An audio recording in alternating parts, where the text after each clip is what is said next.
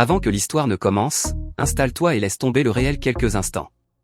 Entre avec moi dans cet univers. Quand tu dois choisir entre la personne que tu aimes et le reste du monde, que ferais-tu? Cette question traverse toute l'histoire du film d'animation. N'oublie pas de t'abonner, ton soutien, c'est ma plus grande motivation. Depuis on ne sait quand, le ciel ne s'éclaircit plus. La pluie tombe sans relâche, jour après jour. Mais dans ce monde détrempé, seuls deux connaissent un secret lié au ciel. La jeune héroïne, Ina, veille en ce moment au chevet de sa mère malade. Soudain, un rayon de soleil perce les nuages et illumine le toit d'un immeuble voisin. Comme attirée par cette lumière, elle se retrouve déjà en train de s'y rendre. Là, elle découvre un vieux torii abandonné qu'on surnomme « la porte des dieux ». Ina passe sous l'arche, et instinctivement, se met à prier. Le temps semble s'arrêter, puis remonter. Quand elle rouvre les yeux, elle flotte dans les airs, et la pluie se transforme autour d'elle en de petites bulles, qu'elle paraît même capable de contrôler. Dans cette scène presque irréelle, comme sortie d'un rêve, le ciel couvert depuis des jours finit par se déchirer. Et miracle, le soleil revient. Le héros lui, s'appelle Odaka. Un lycéen de 16 ans, et le visage couvert de bleu lorsqu'on le découvre pour la première fois. À travers ses pensées, on comprend qu'il a fui un foyer violent pour embarquer seul vers Tokyo. À peine arrivé, un orage éclate. Mais contre toute attente, la pluie torrentielle l'apaise plutôt que de l'effrayer. Soudain, une goutte d'eau anormalement lourde s'écrase près de lui, manquant de le tuer sur le coup. Heureusement, un homme surgit et le sauve in extremis, comme une lumière dans la vie du garçon. Pour le remercier, Odaka lui offre le seul repas qu'il peut payer.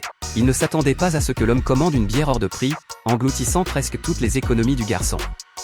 Sur le bateau, l'homme lui demande pourquoi il vient à Tokyo. Odaka, méfiant, prétend aller chez un cousin. Le type comprend aussitôt et lui laisse sa carte, « Si tu n'y arrives plus, viens me voir ».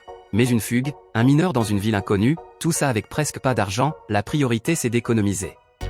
Pour Odaka, les cybercafés deviennent un refuge. Après une douche, il se met à chercher du travail.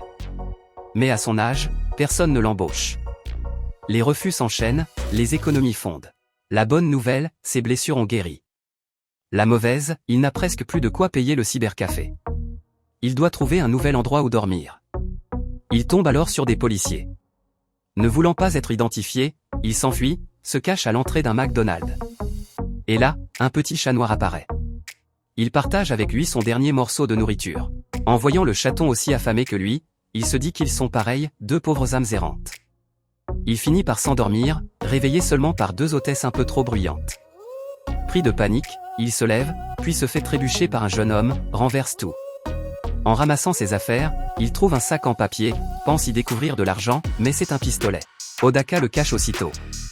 Personne ne l'a vu et il croit que c'est juste un jouet. Il ressort alors la carte du fameux homme et réalise qu'il travaille juste à côté. Pour patienter, il boit une petite boisson bon marché. Quand soudain, quelqu'un lui tend un hamburger. La fille aux cheveux dorés.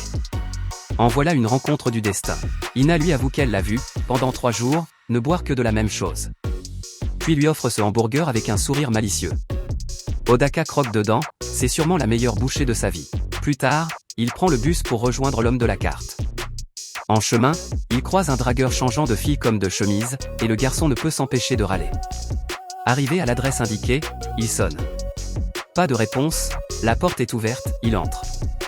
Et tombe nez à nez, avec une jeune femme couchée. La femme se réveille puis lui offre à boire, et pile à ce moment l'homme revient.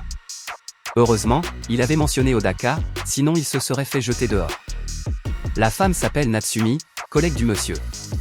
Odaka, lui, croyait que c'était sa maîtresse.